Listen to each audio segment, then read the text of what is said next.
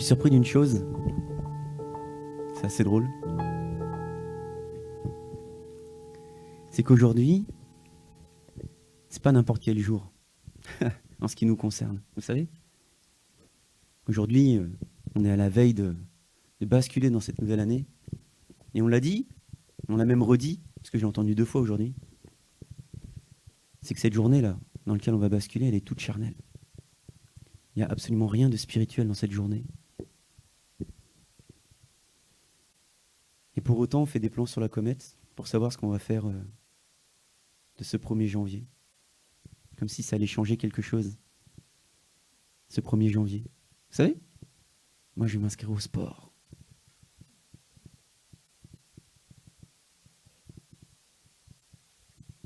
Moi je vais arrêter de fumer. Moi je vais ranger ma baraque. Et donc c'est charnel. On a essayé d'expliquer la semaine dernière pour le culte de Noël qu'il n'y a rien à fêter à Noël. Et en fin de compte, ce qui se passe, c'est que aujourd'hui, c'est pour ça que je suis un peu surpris, c'est qu'aujourd'hui c'est notre 5e. Et c'est trop fort. 5e fois où Don de Grâce partage la parole de Dieu sur la chair. 100e culte inspiré du Saint-Esprit, dans lequel on déverse la parole de Dieu au peuple élu. C'est magnifique. C'est une joie. Ce culte est placé sous l'adoration. C'est un culte particulier. On partage la parole rapidement, mais ce culte est placé sur l'adoration. Et durant cette adoration, on va reprendre ce chant que vous n'avez pas dû bien entendre. Ce chant où Jésus te dit « Allez ». C'est pas genre « tu vas bien hein ». Allez, ça va? Non. C'est « Allez. Allez. Allez-y. » On va où? Va. Tu poseras les questions après. Et qu'est-ce qui s'est mis en marche durant ces 100 cultes? Vous savez, 100 fois qu'on partage la parole de Dieu, où Dieu parle à ton cœur, où Dieu te dit « Allez.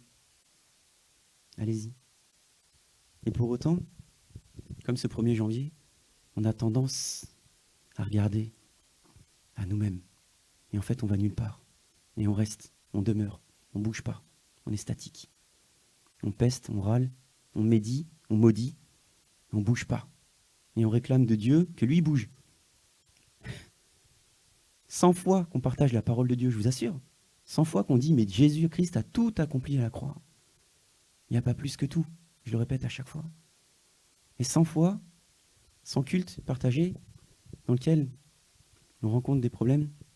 Il y a des problèmes? Seigneur Jésus. C'est pas grave.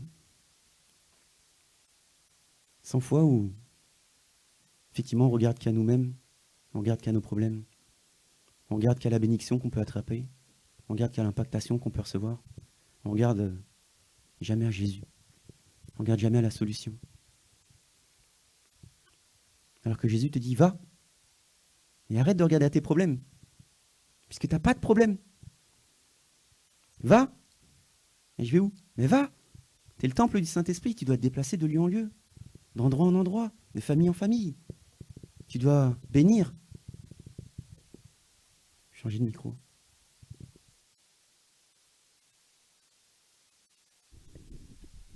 Jésus fait de toi la source de bénédiction. Et il te dit, comme il a déjà dit, comme on l'a déjà dit, et comme on va encore le redire, tu es béni de toutes les bénédictions dans les lieux célestes. C'est fort. Tu es béni de toutes les bénédictions dans les lieux célestes. Et nous, on se débat ici-bas sur terre, sans comprendre qu'on n'est pas assis ici-bas sur terre. On croit encore qu'on est ici-bas sur terre.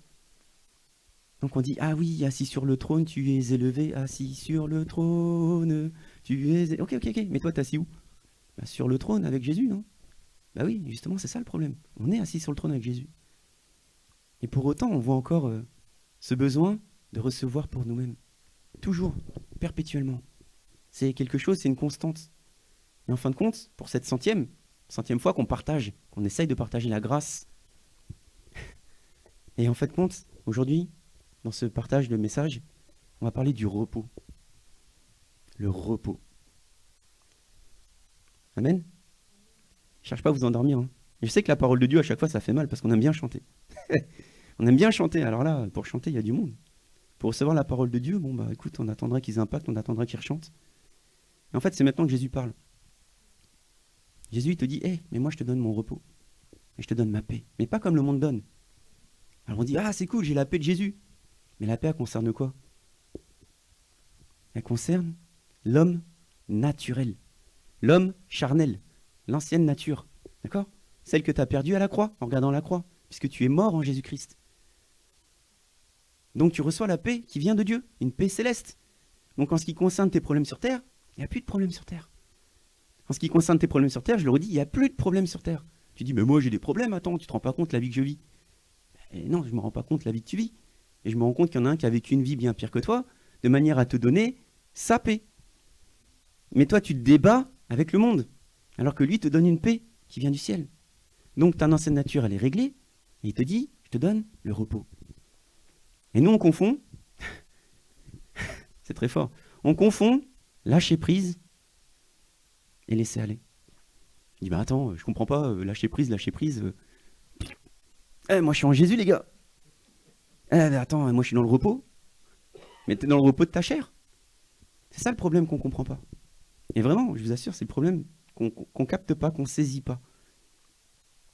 Donc, on est dans le repos. Et la dernière fois, on avait dit, vous savez, Jésus ne veut pas qu'on se mélange. Il veut pas que tu te mélanges et c'est compliqué à comprendre parce qu'on n'est pas de ce monde. Pourtant, on vit dans ce monde. Donc des autres, on en voit. Et je te dis, mais non, Jésus ne veut pas que tu te mélanges pas. Il ne veut pas que les autres t'attrapent et te fassent rentrer dans leur doctrine. Vous voyez? Parce qu'il y a des doctrines qui vont t'éloigner de qui? De moi. Donc Jésus, il te dit, mais en fait, la pluie, elle tombe sur le bon comme sur le mauvais. La pluie, la bénédiction, sous-entendu. L'abondance coule sur le gentil comme sur le mauvais. En l'occurrence, le bon et le méchant se distinguent de celui qui rend un culte à Dieu, de celui qui ne rend pas un culte à Dieu. Donc on dit, ben moi je vais servir Dieu. Mais c'est quoi servir Dieu? Ah ben moi je vais mettre la technique. Ah ben moi je vais mettre la caméra. Ah ben moi je vais mettre le son. Servir Dieu, c'est te donner à Dieu. 100 000%. Servir Dieu, c'est Dieu lui-même qui en toi guide ta vie. C'est ça, adorer Dieu. Donc Jésus attrape la Samaritaine et lui dit, mais hé. Déjà la Samaritaine lui dit, mais pourquoi tu me parles? En fait, t'es qui toi? T'es un rabbi? Puis tu viens de Jérusalem? En fait, t'es qui toi? T'es un chrétien? Tu viens de l'église catholique? En fait, tu sors d'où toi? Parce que moi je suis protestant, on n'a pas à se parler. On n'adore pas de la même façon, c'est quoi ton trip à toi? Tu sors d'où? Pourquoi déjà tu me parles? C'est ce qu'on dit. C'est vrai. T'es quoi? Bah moi je suis chrétien. Chrétien quoi? Chrétien quoi? Bah je suis chrétien quoi? Bah je sais pas, chrétien, enfant de Dieu quoi. Non mais t'as bien une détermination, un truc. Il n'y a pas Jésus dans ton affaire, pourquoi tu me parles? Donc Jésus il vient vers la Samaritaine. Il lui dit, mais là ton puits de Jacob c'est bien. Et là où tu vas adorer Dieu, là sur tes lieux élevés, c'est pas mal. Mais un jour viendra où tu n'adoreras pas Dieu, ni sur les lieux élevés, ni même à Jérusalem. Et nous, on ne comprend pas ça. Donc on se divise les uns les autres. On se pointe du doigt les uns les autres. On dit, ouais, mais moi, chez moi, tu te rends pas compte, moi, c'est quand même là où ça a été bâti l'église, et puis toi, vous êtes des charismatiques, vous êtes des chelous, vous êtes des sectaires, etc., etc. Vous n'avez pas compris, en fait. Le seul gourou, c'est un homme. Celui qui suit une tradition, c'est une tradition d'homme. Même Jésus en parle. Il dit, votre cœur, il est éloigné de moi. Il dit, vous suivez des préceptes humains. Parce qu'il y a un homme qui vient, qui ouvre sa bouche, et tout le monde suit l'homme, au lieu de suivre Dieu. Ça déplaît à Dieu. Donc moi, je suis la tradition de lui, la tradition de l'autre, la tradition de machin, Calvin. Tous ont créé. Donc ils ont parlé plus fort que les autres. Donc ils ont été entendus. Et tout le monde adhère à l'homme, au lieu d'adhérer à Dieu. Mais Dieu te dit, mais en fait, c'est ni l'un, ni l'autre, ni le troisième. C'est juste moi, Jésus. Que ce soit dans les lieux élevés, que ce soit à Jérusalem, que ce soit à Paris, que ce soit à Cesson, c'est Jésus, et lui seul. Et Jésus te donne ce repos. Et la semaine dernière, on disait, écoute, tu as traversé le Jourdain, tu t'es engagé avec Jésus, tu es passé par les eaux du baptême, signe d'engagement. Tu rentres dans ton Canaan, dire là où coule le lait et le miel. Et pour autant, c'est encore la misère. Je comprends pas, je me suis engagé avec Jésus. Il y a encore des crises dans ma famille. Mes parents, ils me maudissent. Mes amis, je t'en parle pas. Et Jésus te dit, mais attends, mais c'est moi qui combats pour toi. Pourquoi toi tu te débats encore? Grosso modo, lâche l'affaire. Et nous, on a appris ça. Parce qu'on n'a pas donné le témoignage. On peut donner un début de témoignage. C'est le moment où on arrête que ça se passe, que ça se libère. Tu vois? On peut essayer de marteler un message, même 100 fois, puisque c'est la 100e. Vas-y, 1, 2, 3, 4, 5. Vous comptez jusqu'à 100, c'est long. Hein, 1, 2, 3, 4, 5 jusqu'à 100. On dit, mais Jésus t'aime. Ok. Mais tu ressens l'amour de Dieu? Non. Mais Jésus t'a fait grâce. Mais c'est pas ce que c'est que la grâce. La grâce, c'est une faveur imméritée. C'est pas parce que tu fumes. Et c'est pas parce que tu fumes pas non plus. C'est immérité. T'as rien à voir là-dedans. D'accord, super. Je comprends pas. Et Jésus te donne quoi? Le Saint-Esprit, t'as la vie éternelle. Ouais, d'accord, ok. Mais là, je me suis fait mal quand même. Est-ce que tu peux prier pour moi? Et Jésus te donne son repos. Ouais, je sais, mais moi, je suis encore agité. Et on comprend pas. 100 fois, hein, d'affilée. Hein. Puis au bout d'un moment, on fait, vas-y, c'est bon, j'arrête. Ah, c'est bon. Maintenant, ils veulent pas entendre. Laisse tomber, lâche l'affaire. C'est au moment où tu dis j'arrête que ça arrive. C'est fort. Tu veux chercher de convaincre. Tu veux essayer de convaincre. Mais le Saint-Esprit n'est même pas dans l'affaire. Tu es là en train de t'en faire pour ton mari. Eh Marie, mais Jésus, mais tu te rends pas compte, Jésus c'est quand même l'homme qui t'aime et tout, machin, nanana. Mais pourquoi tu cherches à le convaincre? Il n'y a même pas le Saint-Esprit quand tu parles. Ah, mais tu te rends pas compte et tout, parce que moi dans ma secte, moi dans mon église. Mais pourquoi tu parles? Il n'y a même pas le Saint-Esprit quand tu parles. Est-ce que quelqu'un t'a demandé de parler? Ah non, Jésus il a dit allez. T'es allé nulle part, t'es resté chez toi et t'essaies de convaincre ton époux, ta moitié, tes enfants, ta grand-mère, n'importe qui. On ne demande pas de convaincre. On demande de rendre un culte. Rendre un culte, adorer. Jésus te le dit. Ni dans les lieux élevés, ni à Jérusalem. Parce que ce que le Père aime, ce sont des véritables adorateurs, qui l'adorent en esprit et en vérité. En esprit, et là on ne comprend pas, et en vérité, et là on comprend moins. En esprit. Ah, c'est quoi adorer en esprit?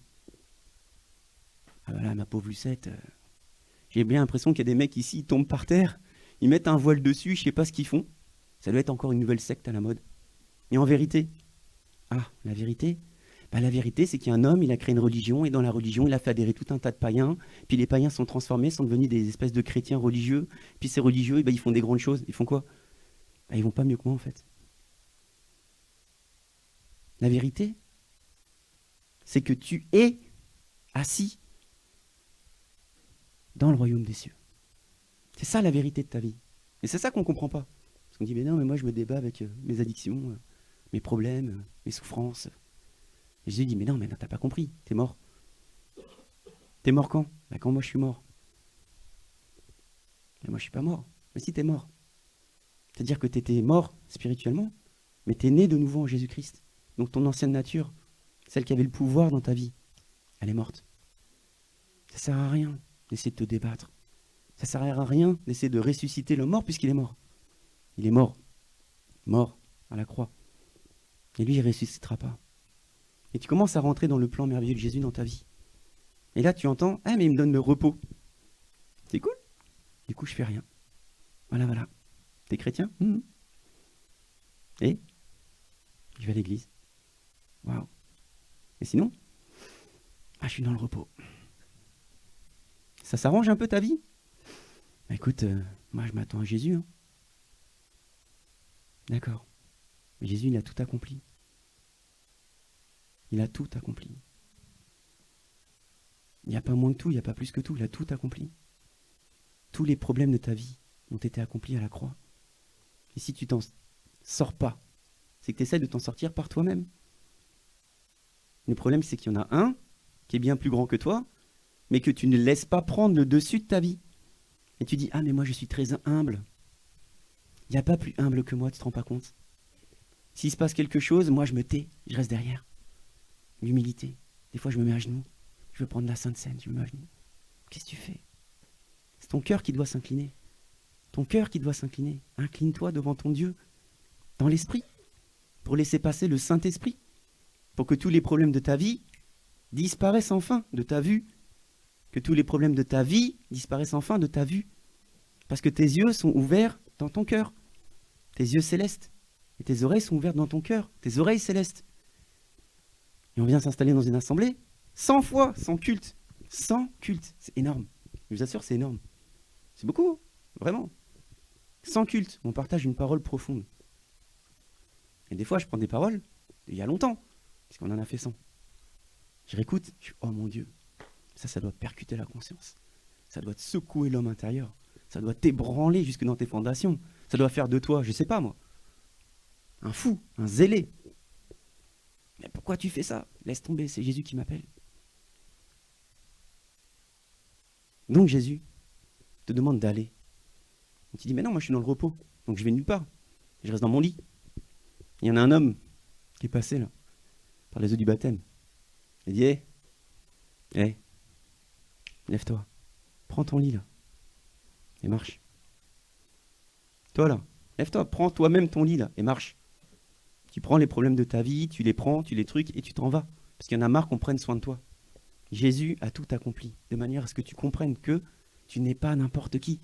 Jésus te dit systématiquement qu'il ne fait pas de distinction de personne.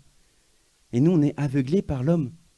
On dit, oh l'homme, qu'est-ce qu'il est beau, qu'est-ce qu'il est fort, qu'est-ce qu'il parle bien. Qu'est-ce que son église est incroyable. Regardez comment ma vie va changer auprès de cet homme, parce qu'il est oint. Mais quand Jésus te dit, on ne touche pas à mes oints, c'est parce que vous êtes oints. Parce que nous sommes oints. Parce que les oints de Dieu, ce sont ceux qui sont remplis du Saint-Esprit. Alléluia. Les oints de Dieu, ce sont ceux qui sont remplis du... C'est pas un gros mot, hein? Remplis du Saint-Esprit. Et c'est ça tout le problème. C'est que dans toutes les religions, il y a absence du Saint-Esprit. Et Jésus te dit, mais le Père, ce qu'il aime, c'est des adorateurs qu'il adore en esprit. Et dans toutes les religions, il n'y a pas le Saint-Esprit. Dans aucune religion, il n'y a le Saint-Esprit. Puisque toute la gloire revient à l'homme qui a créé la religion.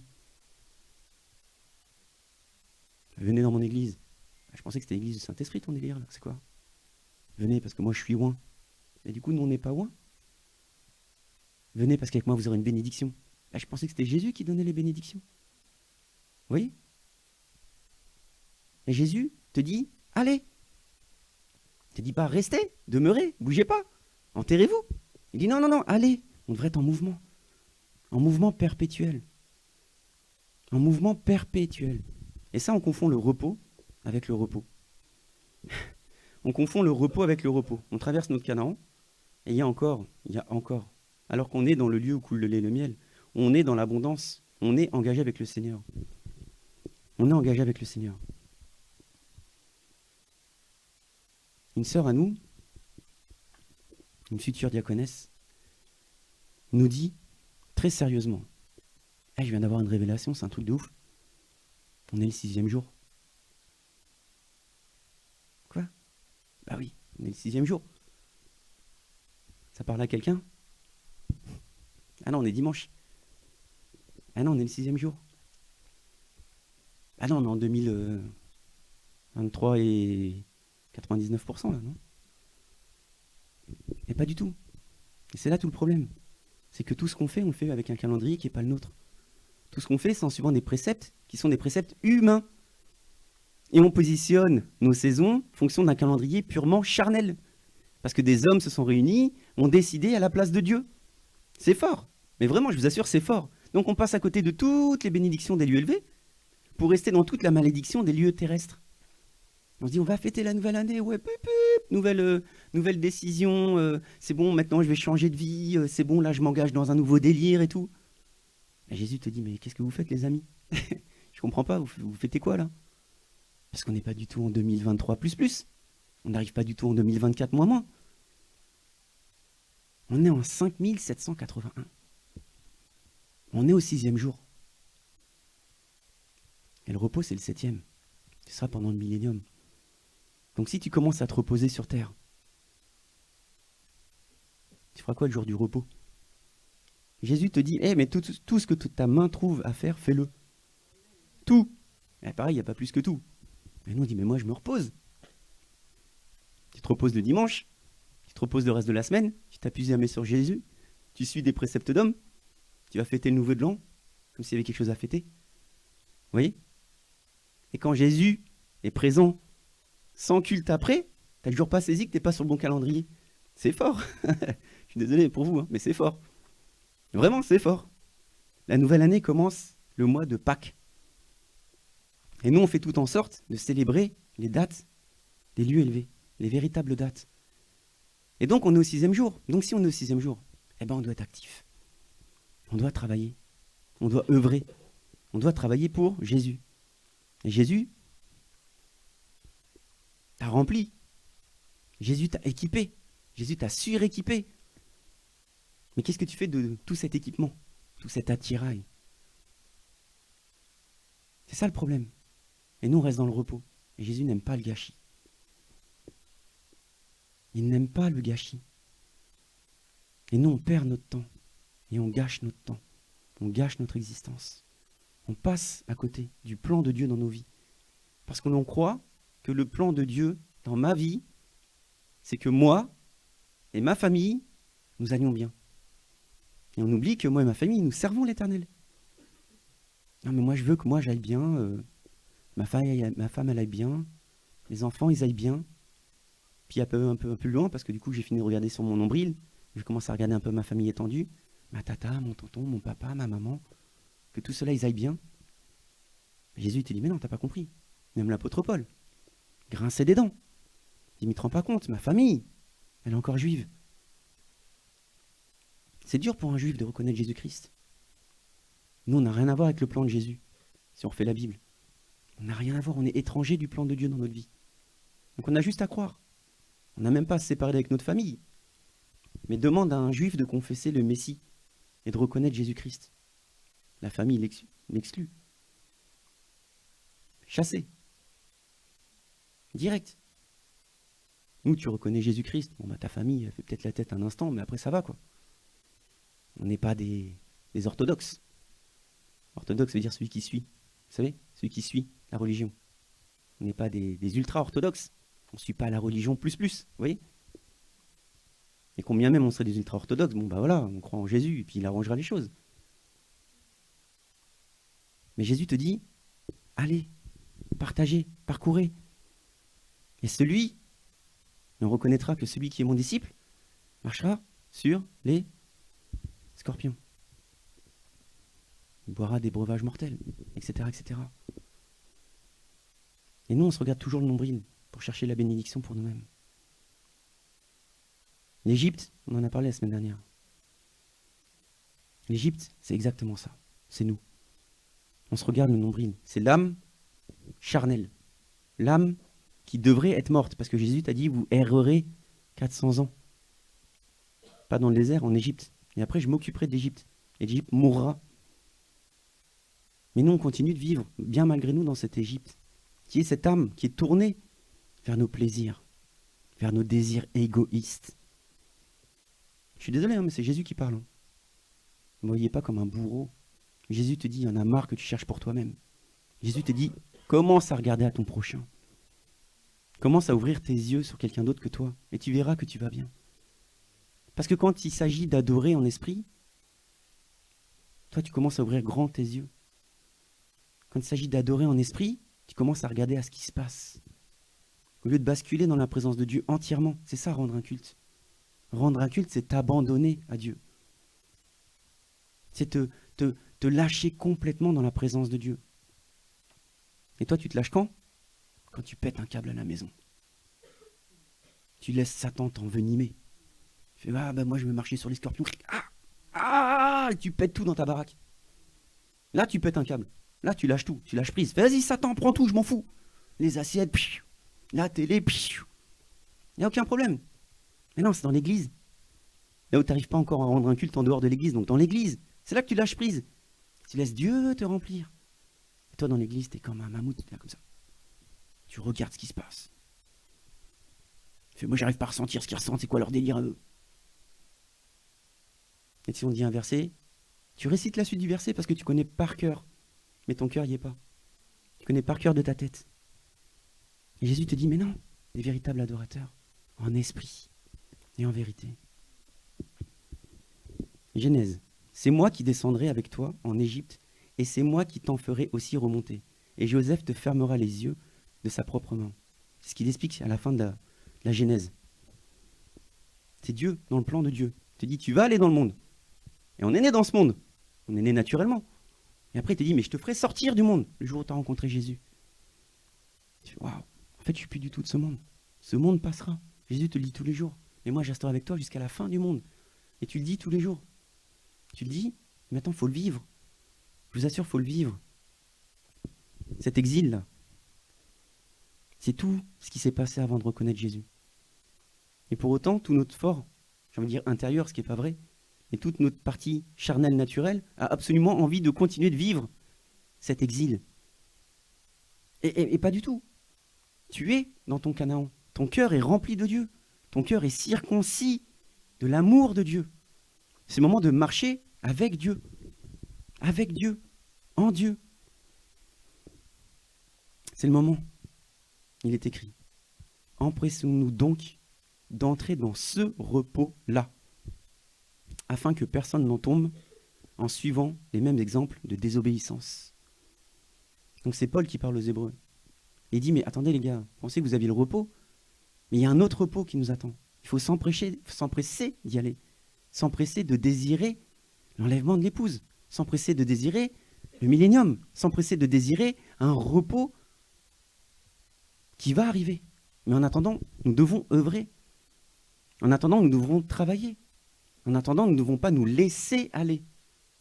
Mais pour nous remplir de cette tâche à accomplir, nous devons lâcher prise dans la présence de Dieu. Lâcher prise dans la présence de Dieu, c'est le plus important. Et là où c'est très fort, c'est que cette façon de s'empêcher de lâcher prise, cette façon de remettre en doute la parole de Dieu, cette façon de remettre en doute ces vérités bibliques dans nos vies, en esprit et en vérité, ça a déjà été écrit, mais plusieurs fois dans la parole de Dieu. Josué est dans son Canaan. Josué a récupéré le peuple, les Israélites, dans son Canaan. Mais eux n'en font qu'à leur tête. Eux n'en font qu'avec leur force, qu'avec leur propre décision, sans Jésus. Et Jésus leur dit, « Jusqu'à quand négligerez-vous de prendre possession du pays que l'Éternel, le Dieu de vos pères, vous a donné? Jusqu'à quand? Jusqu'à quand tu négligeras de prendre possession et de répandre, d'étendre le royaume que le Seigneur t'a donné? Jusqu'à quand? Jésus fait de toi un roi. Jésus fait de toi une reine. Jésus fait de toi un ambassadeur. Jésus fait de toi une ambassadrice. Et au lieu de répandre et d'étendre le royaume des cieux sur terre, tu négliges. Tu dis, mais non, moi je suis dans le repos. Mais non, Jésus te dit, sois actif. Et parce que tu œuvres pour moi, alors tu seras comblé au-delà de toute mesure. Mais toi, tu réclames. Et Jésus te dit, mais j'ai déjà tout donné. J'entends même plus ce que tu as à me dire. Ouais, mais tu comprends pas, parce que moi, c'est compliqué. Et je te dis, mais moi, c'était encore plus compliqué que toi, pour éviter que tu me demandes que ce soit compliqué. Ouais, mais tu sais pas, moi, la vie que j'ai vécue. Il lui dit, mais toi, tu sais même pas la vie que j'ai vécue, tu lis même pas ma parole. Ouais, mais tu te rends pas compte, parce que moi, je suis malheureux. Et tu dis, mais moi, j'ai été séparé du Père pour toi. Ouais, mais moi, dans mon église, ils aiment pas. Mais il n'y a pas d'église, parce que moi, j'ai juste donné le Saint-Esprit, c'est toi le temple. Oui, mais arrête avec ton mais. Jusqu'à quand négligeras-tu de prendre possession du royaume que le Seigneur t'a donné?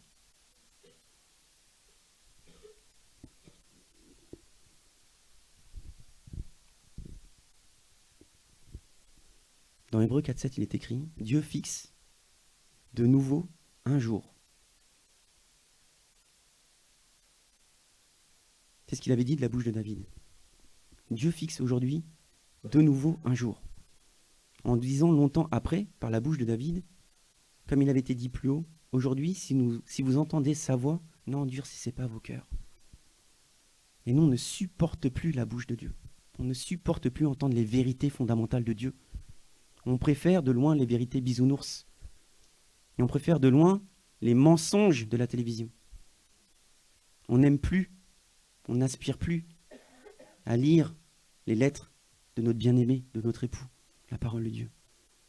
Et on passe notre temps, notre énergie à dévorer tout ce que le monde nous met à disposition. Et on préfère ça.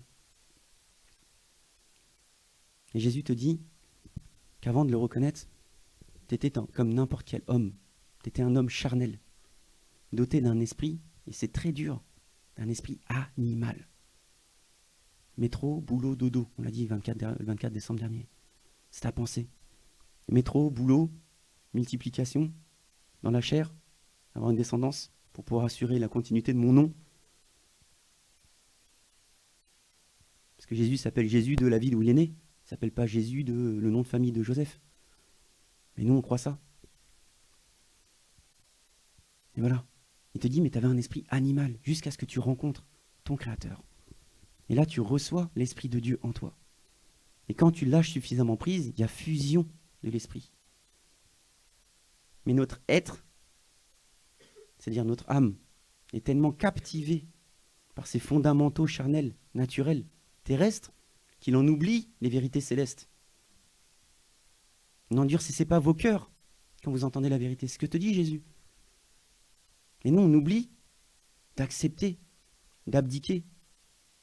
Pourtant, Jésus te dit, mais tout genou fléchira. Mais ça, c'est quand il sera déjà trop tard.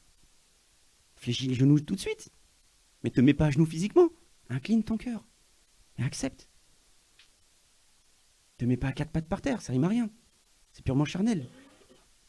Donc Jésus te dit que l'homme spirituel, tout du moins l'homme naturel, croit que le repos, c'est de rien faire. L'homme naturel, quand il lit la parole de Dieu, il croit que le repos, c'est arrêter, plus rien faire. C'est bon, j'ai tout fait, j'ai tout accompli, comme Jésus. J'ai reconnu Jésus, c'est bon, je fais plus rien. C'est fini. Ça fait de moi un bon chrétien. Je ne bouge plus. Je sers Dieu dans mon église, mais c'est fini. Que l'homme spirituel, régénéré, qui vient puiser dans la présence de Dieu, a bien saisi qu'il y a un repos plus tard. A bien saisi que comme Abraham, quand Jésus te dit allez, comme Abraham, quand Jésus lui dit va. Jésus parle personnellement à son fils, il dit mais va. Abraham il va. Il ne sait pas où il va, mais il va. Jésus te dit allez. Tu te dis mais non, mais moi j'ai pas envie d'aller, je suis dans le repos, je ne bougerai pas, pourquoi tu me... Non, allez où? Comme Abraham. Mais d'Abraham sont sortis une multitude. Et Jésus veut que de toi sorte une multitude aussi. Ça a toujours été le plan de la multiplication de Dieu. Et nous, qui sommes purement charnels, plan de multiplication de Dieu dans mes finances. Alléluia! Ouais, regarde, 1 euro, ça donne 100 euros, génial. Mais non, t'as rien compris. Une âme sauvée donne 100 âmes sauvées. Eh ouais. Mais nous, on ne comprend pas ça, puisqu'on est purement charnel. On est purement tourné sur ce monde. Je veux plus, je veux plus, je veux plus. Non, toi, tu veux rien, je t'ai déjà tout donné. Par contre, donne à d'autres. Vous savez, ça s'appelle le don de... Alléluia. Le don de soi. Le don de soi. Alors nous, des fois, on y va, on dit, moi, je te donne mon corps, je te donne ma vie, je te donne tout. Et il arrête avec tout ça. T'as rien à donner, toi, tu ne sers à rien. Par contre, donne-moi, moi. Qui? Jésus en toi. Partage. Quoi? La parole. Ah non, partager la parole, c'est compliqué, je suis bègue. Bah oui, comme Moïse. Pourtant, il a sauvé son peuple. Le repos céleste n'est pas entendable par l'Esprit de Dieu en toi. C'est pour ça que des fois, tu te sens à faire des trucs que tu ne comprends pas. Tu te sens à suivre des mouvements, tu ne saisis pas. Tu dis, je ne sais pas pourquoi je suis avec vous, je ne comprends pas pourquoi je suis poussé à vous voir. Qui te pousse? Toi? Tu te pousses toi-même? Tu vas où? Je ne sais pas, je vais dans votre église aujourd'hui, je ne sais pas pourquoi je suis poussé à venir. Réfléchis un instant. L'homme céleste qui est en toi veut que tu te mettes en mouvement. L'homme céleste qui est en toi veut que tu sois rempli jusqu'à déborder. L'homme céleste qui est en toi veut que tu ailles te déverser là où il y a besoin. L'homme céleste qui est en toi a bien compris qu'il n'y a pas de repos sur terre, que le repos se fera sur terre dans la présence de Jésus-Christ au millénium, lorsqu'il sera lui-même la lumière. Je vous rappelle que la semaine dernière, on avait fêté, vous vous rappelez?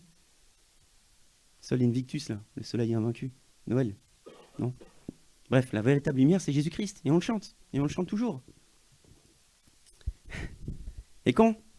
Et c'est là où ça devient très fort. Et c'est là où je vais vous faire mal. Et c'est là où je vous demande pardon. Mais c'est là où je ne demande pas pardon à l'homme céleste, mais je demande pardon à l'homme naturel qui ne comprend rien de tout ça. Quand tu es dans le repos, pas de Dieu, mais quand tu es dans le repos que tu crois que Dieu t'a donné, tu es tout agité. Mais moi, il m'arrive des problèmes de ouf. Mais moi, tu te rends pas compte, ma vie, c'est un désastre. Mais tu es dans le repos. Oui, mais moi, c'est compliqué, ma vie. Prie pour moi. Tu sais pas. Mais c'est normal. puisque tu bouges pas.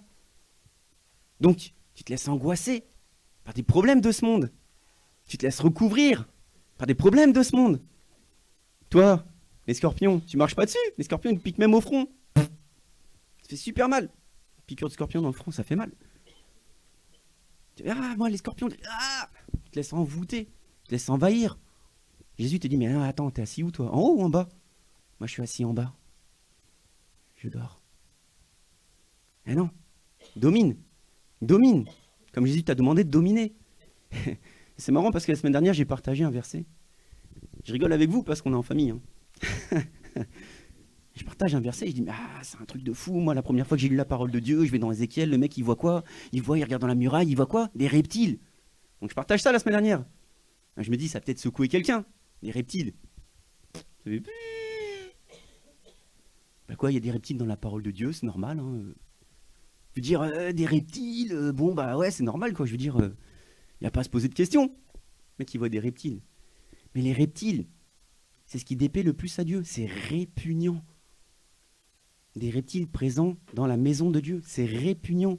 Et souvent, quand on fait le parallèle, les oiseaux du ciel, les rampants, ce sont les reptiles, les rampants. Ça déplaît à Dieu, chacun a une signification. Je me suis dit qu'il y allait au moins nos enfants spirituels, ils allaient dire « Hé, les reptiles, tu... » Repos. Noël, nouveau de l'an, repos. Je reprends mes forces pour fêter, célébrer le nouveau de l'an. Ouais, t'as rien compris. Jésus te parle. Allez dans l'Apocalypse, tout est décrit. En ce qui concerne les rampants. Et les oiseaux du ciel aussi. Amen. D'ailleurs, les oiseaux du ciel, si vous voulez savoir, ce sont ceux qui se laissent séduire par des doctrines qui ne viennent pas de Dieu. Ça déplaît à Dieu aussi. Mais Dieu te dit, tu as toute domination sur les oiseaux du ciel et sur les rampants. Tu ne peux plus te laisser séduire. Tu ne peux pas te laisser séduire. Par contre, toi, qui n'es pas dans le repos, tu es dans le repos, dans ton âme, mais ton esprit céleste qui est en toi te donne de t'activer. Tu dois éclater tous ces rampants. Tu dois les écraser. Et tu attrapes les oiseaux du ciel, puisqu'ils ne sont pas dans ton ciel, puisque toi, tu es au-dessus des cieux. Tu les éclates.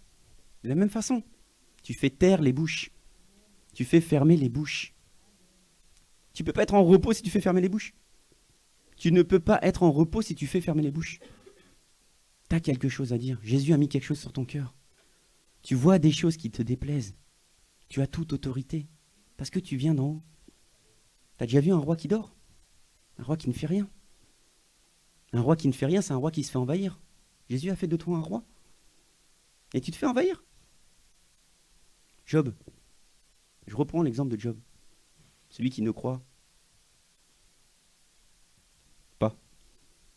Job, celui qui croit, pas trop. Celui qui adhère à un mouvement religieux, celui qui présente à l'autel des sacrifices, au cas où mes enfants auraient, peut-être ou pas, je ne sais pas, éventuellement, péché la veille, en se réunissant tous ensemble. Peut-être qu'ils auraient fait quelque chose qui te déplaît à toi, Dieu, l'Éternel, mon Dieu, mon roi. Job. Mais quand tu es dans le repos de Job, que tu n'as pas compris qui tu étais célestement, Satan, il s'amuse avec toi. Jusqu'à t'attaquer. Dans tes profondeurs de l'âme. Satan s'amuse avec toi. Il s'amuse avec ses enfants, il s'amuse avec tes enfants, il s'amuse avec ta maison, il s'amuse avec ton travail, il s'amuse avec ton corps. Si tu es dans le repos, c'est normal que Satan s'amuse avec toi. Mais quand tu es un roi, quand tu saisis que le Seigneur te dit d'aller, de bouger, de t'activer, quand l'apôtre Paul dit à Tite ou Timothée que bonne ou mauvaise circonstance, rien ne t'empêche de fermer ta bouche. Mais que toi, tu n'as jamais ouvert ta bouche. Jamais.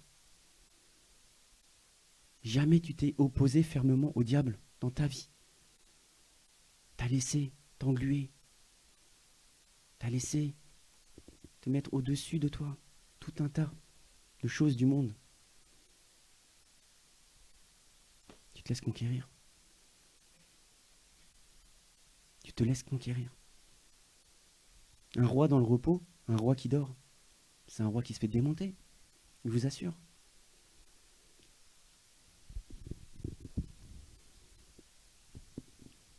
Or, nous, vous, or, nous n'avons pas reçu l'esprit du monde, mais l'esprit qui vient de Dieu, afin que savoir ce que Dieu nous a donné par grâce. Qu'est-ce qu'il t'a donné par grâce, Dieu? T'allais bien? T'as donné quoi, Dieu, par grâce? Le Saint-Esprit. Il t'a donné l'esprit de résurrection des morts. On va chanter ce chant. Il est où mon Mélou?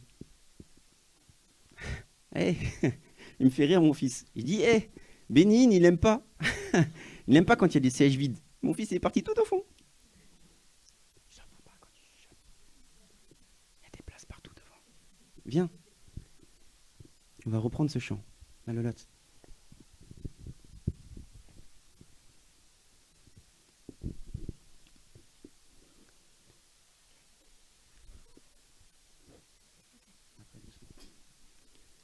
Donc je te le dis. Ne sois pas obstiné à recevoir ton repos sur terre. Ne cherche pas à ne rien faire. Ne cherche pas à ne plus jamais rien faire pour Dieu. Ne cherche pas ton repos sur terre. Le Seigneur te demande de t'activer. Jésus te dit, laisse, ils ont déjà reçu leur récompense, ça fait mal. Ne reçois pas ta récompense sur terre, ta récompense, ça sera céleste. Le moment où tu te reposeras, ce sera fonction des œuvres que tu as accomplies. Après avoir été récompensé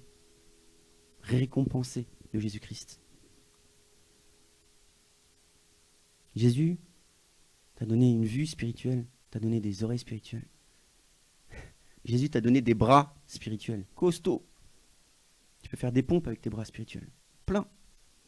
Active tes bras. Trouve quoi faire. Cherche pas toi. Hein.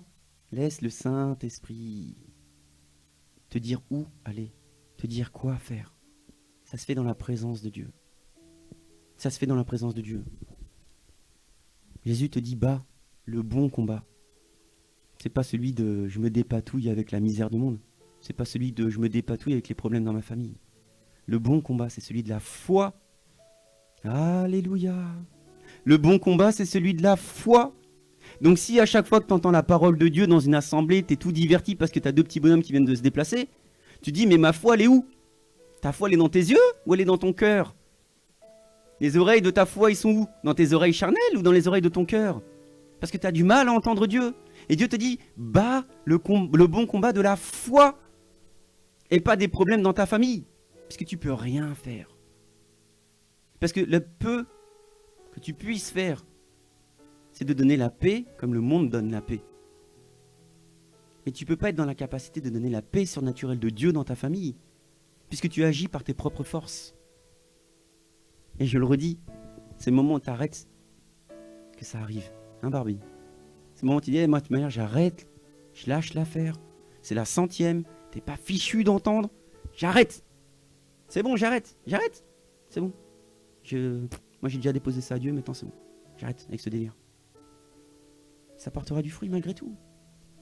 Amen. Jésus a fait de toi une âme céleste. Arrête avec ta chair. Tu es une âme remplie de l'Esprit de Dieu. Tu es une âme qui a cette capacité surnaturelle de rentrer dans la présence de Dieu. Et tu laisses ça aux autres. Tu es une âme qui a cette capacité surnaturelle de saisir l'intimité du Dieu vivant.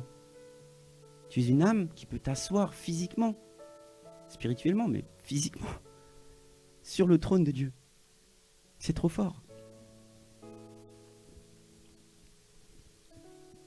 Et comme l'a dit Charlotte tout à l'heure, c'est le Saint-Esprit qui opère la transformation. Toi, tu peux rien faire. Tu peux croire qu'en suivant des préceptes religieux, humains, charnels, alors tu peux changer. Mais le bon combat, c'est celui de la foi. Et le Seigneur veut des adorateurs en esprit et en vérité. Il n'y a rien à voir avec toi. Tout est déjà en toi. Il est juste question de lâcher l'affaire avec sa propre personne. Lâcher l'affaire avec ses propres problèmes.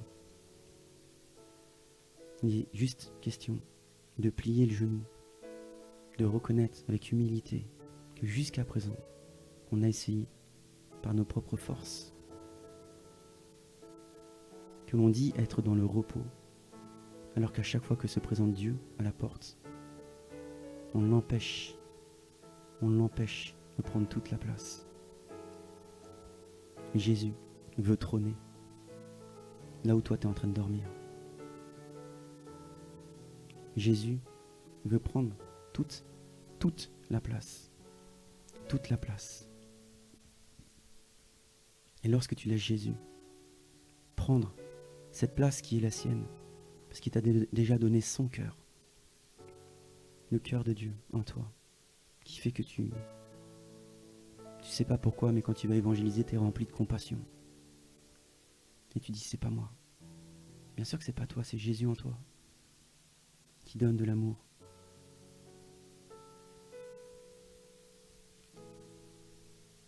Et quand tu laisses Jésus te remplir, au-delà de ce que tu peux sentir, imaginer, penser, c'est là que tout se résout. Parce qu'il est le Dieu d'éternité, et il est le Dieu de toutes les réponses à tous tes problèmes. Il est le Dieu qui pardonne, il est le Dieu qui libère, et il est le Dieu qui fait que toi aussi, tu vas pouvoir pardonner pour être libéré. Donc lâche prise. Lâche prise. Arrête avec ton repos charnel. Arrête avec cet esprit animal qui est mort à la croix. Arrête de croire que tu n'as rien à faire. Parce que Jésus a un plan merveilleux pour toi dans ta vie qui consiste à le servir lui et pas servir ta maison. Ne te lasse pas de faire le bien. Ne te lasse pas avec tes bras spirituels de faire le bien. Et Jésus te dit, il viendra un temps où les hommes ne supporteront plus la saine doctrine. L'évangile de la grâce, la saine doctrine, celle du Dieu qui a tout accompli, la saine doctrine, celle le Dieu te demande d'aller. Parce que tu es rempli du Saint-Esprit, la saine doctrine, celle où tu crois que tu es, alors qu'en fait sans lui tu n'es rien. La saine doctrine, celle où lui t'a établi. Il t'a arrangé, il t'a même positionné. On est dans l'année de l'élévation. Il est écrit dans 2 Timothée 4. Mais, au gré de leur propre désir, avec la démangeaison d'écouter, ils se donneront maître sur maître. Ils suivront des maîtres. Et ils suivront d'autres maîtres, parce que le maître d'avant n'a pas été assez à la hauteur selon eux. Parce qu'ils n'arrivent pas à entendre la saine doctrine, la parole de Dieu qui est déversée. Ils n'arrivent pas à l'entendre, ils n'arrivent pas à l'apercevoir. Donc ils vont commencer à entrevoir la présence de Dieu, à entrevoir la puissance du Saint-Esprit. Mais ce ne sera pas assez pour eux, donc ils vont aller dans un autre endroit pour voir encore une plus grande démonstration de l'Esprit. Ils n'arriveront jamais à percuter, puisqu'ils auront de lieu en lieu, du plus fort au plus fort. Mais, au gré de leur propre désir, avec la démangeaison d'écouter, ils se donneront maître sur maître. Ils détourneront leurs oreilles de la vérité et se tourneront vers les fables. Mais toi, sois sobre en tout, supporte les souffrances, fais l'œuvre d'un évangéliste, remplis bien ton service. Un évangéliste, on ne parle pas du ministère d'évangéliste. Un évangéliste, c'est celui qui partage la bonne nouvelle de l'évangile. Un évangéliste, c'est celui quand on lui dit « Hé, il y a évangélisation à l'église tous ensemble, l'unité dans le corps de Christ, ça vous dit ?» « Ah non, je ne peux pas, je suis dans le repos. » « Ah non, je ne peux pas, je suis débordé avec mes propres problèmes. Comment veux-tu que j'aille donner une bonne nouvelle ailleurs ?» Parce que tu raisonnes avec ta chair, avec ta pensée. C'est pas toi qui fais, c'est Jésus en toi qui t'utilise. C'est Jésus en toi qui t'utilise. On va reprendre ce chant. On va reprendre ce chant puissant. On va essayer d'afficher les paroles de ce chant. Je demandais à la technique